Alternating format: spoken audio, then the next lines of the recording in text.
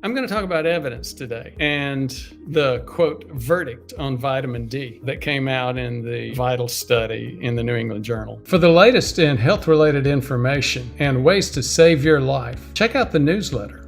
As I said, I used air quotes just now, and I would have used quotes in that title if I'd thought about it a little bit more, because this is one of the most important things to think about, to look at, and one of the most important things that we do in this channel. Yes, we focus on heart attack and stroke prevention, but one of the things that we do is just not shared very much in YouTube, and it has to do with this. When I was at Hopkins, I was what's called an epidemiologist. I'm a physician, and the difference between a typical physician's view of what's going on is that doc is looking at what they know or think they know about an individual patient. I do individual patient work because I am a physician, but as an epidemiologist, it's rooted in what you might expect, study of epidemics. In other words, it's looking at diseases as they happen in large populations. That involves statistics, it involves probability, it involves logic, some things that you just don't find in medical school, just like you don't find discussions of diet, just like you don't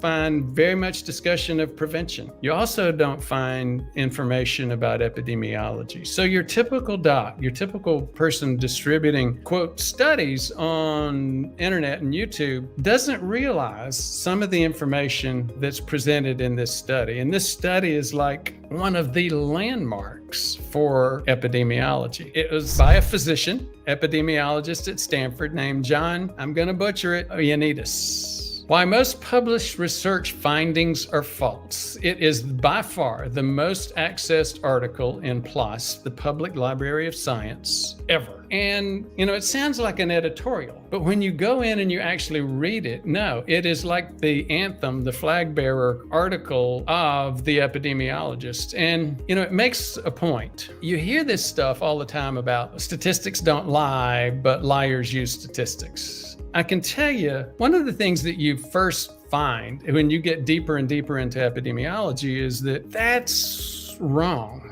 Statistics do lie. How can that be? They're not humans. They're not sentient beings. Here's the issue. The vast majority of information that's put out in front of people as, quote, science or articles is based on assumptions that were not recognized by the study authors, assumptions that really make the study findings suspect.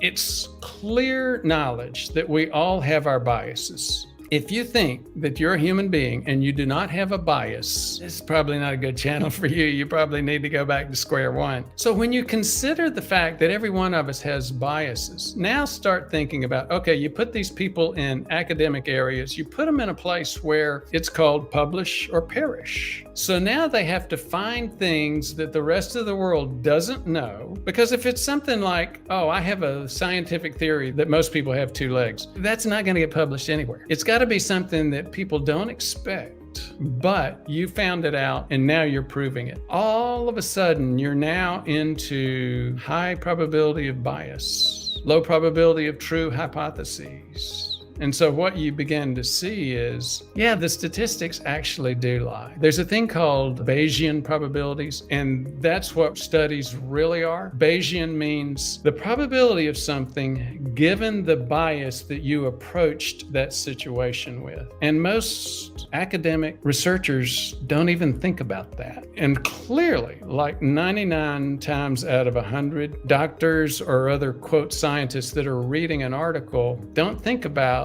the pre-existing biases that happen. So the concept that statistics don't lie, but liars use statistics, that's not the issue. It's actually usually the opposite. Most researchers mean well, have appropriate ethical goals. Not all. I'm not being naive, but most do. The bottom line, though, is they don't recognize the Bayesian probability or the fact that they're bringing biases to the table. And when they don't, the statistics actually do lie, more so than the liars. Maybe there's a better term to think about in terms of looking at science, and that is lies, damn lies, and statistics. I hope I didn't lose too many of you. Well, actually, I didn't. We're continuing to grow in terms of our content. Now, having said all this thing about most studies are wrong, most published studies are wrong, I'm going to spend the rest of our time on the short content and long content talking about studies. And so, again, that's what I do. And when I look at a study, I'll give you my perspective on what biases are potential there and which ones aren't.